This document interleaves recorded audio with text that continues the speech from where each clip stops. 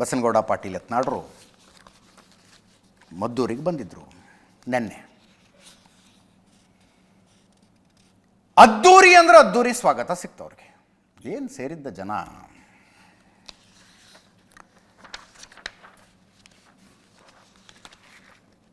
ಮೊನ್ನೆ ಸಾಮೂಹಿಕ ಗಣೇಶ ವಿಸರ್ಜನೆಗೆ BJP ನಾಯಕರುಗಳ ಬಂದರು, ಅನೇಕರ ಭಾಷಣ ಮಾಡಿದ್ರು. ಹಾಗೆ ಮಾಡಿದ ಭಾಷಣಗಳ ಪೈಕಿ CT ರವಿಯವರು ಪ್ರಚೋದನಕಾರಿಯಾಗಿ ಮಾತಾಡಿದ್ರು ಅಂತ ಅವ್ರ ಮೇಲೊಂದು FIR ಆಯಿತು. ಬಸನಗೌಡ ಪಾಟೀಲ್ ಯತ್ನಾಳರು ನೆನ್ನೆ ಪ್ರಚೋದನಕಾರಿಯಾಗಿ ಮಾತಾಡಿದ್ರು ಅಂತ ನೆನ್ನೆ ಅವ್ರ ಮೇಲೂ FIR ಆಗಿದೆ. ಅಲ್ಲಿಗೆ ಮದ್ದೂರಿನ ವಿಷಯದಲ್ಲಿ ಗಣೇಶನ ಮೆರವಣಿಗೆ ದಿವಸ ಕಲ್ಲು ತೂರಿದ್ರಿಂದ ಹಿಡಿದು ಇಲ್ಲಿ ತನಕ ಒಟ್ಟು 8 FIRಗಳು ಆದಂಗಾಯಿತು.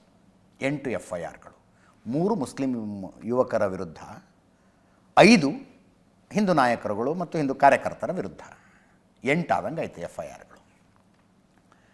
ಬಸನಗೌಡ ಪಾಟೀಲ್ ಯತ್ನಾಳರು ಹೇಳ್ತಾರೆ, ಆಲ್ರೆಡಿ ರಾಜ್ಯದ ತುಂಬ ಒಂದು 70 ಕೇಸ್ ಇತ್ತು, ಇದೊಂದು 71ನೇದಾಯಿತು ನನ್ನ ಮೇಲೆ ಅಂತ. ಇದಕ್ಕೆಲ್ಲ ತಲೆ ಕೆಡಿಸ್ಕೊಳ್ಳೋ ಮಗ ಅಲ್ಲ ನಾನು ಅಂತಾರೆ ಅವರು. ನೆನ್ನೆ ಅಲ್ಲಿ ಮಾತಾಡಿದ್ದು FIR ಆದಮೇಲೆ ಕೊಟ್ಟಂಥ ಪ್ರತಿಕ್ರಿಯೆ ಎರಡು ನೋಡಿ.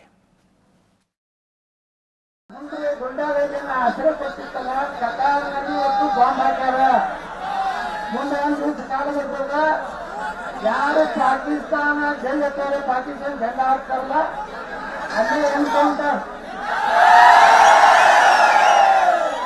ಅವ್ರನ್ನ ಜೈಲಿಗೆ ಕರ್ಕೊಂಡು ಬರುವುದಿಲ್ಲ. ಹೊರಗಾಡು ಪಾಕಿಸ್ತಾನ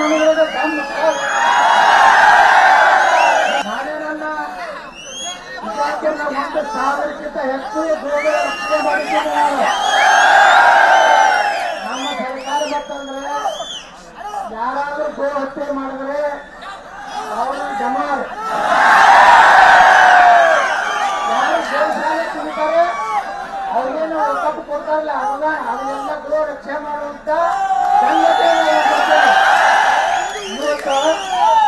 ನಮ್ದೇ ಸರ್ಕಾರ ಇತ್ತು. 2018 ನಮ್ದೇ ಸರ್ಕಾರ ಬಂದಿತ್ತು. 2019 ನನ್ನ ಮಂತ್ರಿ ಮಾಡಲಿಲ್ಲ. ಯಾಕೆ ಮಂತ್ರಿ ಮಾಡಲಿಲ್ಲ ಗೊತ್ತೇನೋ,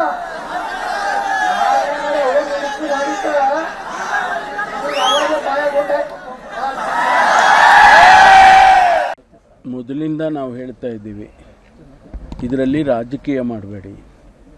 ಪೊಲೀಸ್ ಅವರಿಗೆ ಬಿಡಿ, ಅವ್ರು ಯಾರು ಕಲ್ಲು ಹೊಡೆದ್ರೆ ಅವ್ರನ್ನ ಇಟ್ಕೊಳ್ತಾರೆ, ಅರೆಸ್ಟ್ ಮಾಡ್ತಾರೆ, ಕಾನೂನು ಪ್ರಕಾರ ಕ್ರಮ ತಗೊಳ್ತಾರೆ. ಯಾರೇ ಆಗಿರಲಿ, ಮುಸಲ್ಮಾನ್ ಆಗಿರಲಿ, ಹಿಂದೂ ಆಗಿರಲಿ, ಮತ್ತೊಬ್ಬ ಆಗಿರಲಿ, ಯಾರೇ ಕಾನೂನು ವಿರುದ್ಧವಾಗಿ ಮಾಡಿದರೆ ಅವ್ರ ಮೇಲೆ ಕ್ರಮ ತಗೊಳ್ತಾರೆ. ಅದು ಬಿಟ್ಟು ಇವರುಗಳು ಹೋಗಿ ಪ್ರಚೋದನಕಾರಿಯಾಗಿ ಭಾಷಣ ಮಾಡಿ ಮತ್ತೆ ಜನರನ್ನೆಲ್ಲ ಹೆಬ್ಬಿಸಿ ಈ ರೀತಿ ಮಾಡ್ತಕ್ಕಂಥದ್ದು ಸರಿ ಇಲ್ಲ. ನೀವು ಎಷ್ಟು ಬೇಕಾದಷ್ಟು ಕೇಸ್ ಹಾಕಿ, ಈಗಾಗಲೇ 70 ಕೇಸ್ ಹಾಕಿದ್ದೀರಿ, ಇದು 71ನೇ ಕೇಸ್ ಆಗ್ತದೆ ಅಷ್ಟೇ. ಯಾವ ರಸ್ತೆಯಲ್ಲಿ ಮಸೀದಿಗಳು ಬರ್ತಾವೆ ಇನ್ಮೇಲೆ ಪ್ರತಿಯೊಂದು ಮಸೀದಿಯಲ್ಲಿ ಪೂರ್ವಭಾವಿಯಾಗಿ ಅದನ್ನೆಲ್ಲ ಚೆಕ್ ಮಾಡಿ, ಮಸೀದಿಯಲ್ಲಿ ಕಲ್ಲಿಟ್ಟಿದ್ದಾರೋ, ಶಸ್ತ್ರಾಸ್ತ್ರ ಇಟ್ಟಿದ್ದಾರೋ, ಅಕ್ರಮ ಕಟ್ಟಡಗಳಲ್ಲಿ ಇಂಥ ಚಟುವಟಿಕೆ ನಡೆದ್ರೆ ಸರ್ಕಾರ ಏನಕ್ಕೆ ಮಾಡ್ತಾ ಇತ್ತು, ಕತೆ ಕಾಯ್ತಾ ಇತ್ತಾ? ಅವರು ಒಂದು ಸ್ಪಾಟ್ ಅಲ್ಲಿ ಇರಲಿಲ್ಲ, ಹಾಗಾಗಿ ಅವರು ಸಸ್ಪೆಂಡ್ ಆಗಿದ್ದಾರೆ. ಶಿವಕುಮಾರ್ ಕಟ್ಟುನಿಟ್ಟಾದಂಥ ಸೂಚನೆಯನ್ನ ಕೊಟ್ಟಿದ್ದೀರಿ ಮೊನ್ನೆ ಶಾಂತಿ ಸಭೆಯಲ್ಲಿ. ನಮ್ಮ ಜಿಲ್ಲಾಧಿಕಾರಿಗಳು, ಜಿಲ್ಲಾ ಪೊಲೀಸ್ ವರಿಷ್ಠಾಧಿಕಾರಿಗಳ ಇನ್ನು ಮುಂದೆ ಹೆಚ್ಚಿನ ಗಮನ, ಜವಾಬ್ದಾರಿ ಇರಬೇಕು. ಅವರು 2 ದಿವಸ ಒಳಗಡೆ ಏನೆಲ್ಲ ತನಿಖೆ ರಿಪೋರ್ಟ್ ಕೊಡಬೇಕು ಅಂತ ಗೃಹ ಸಚಿವರು ಹೇಳಿದ್ದಾರೆ, ನಾನು ಹೇಳಿದ್ದೇನೆ.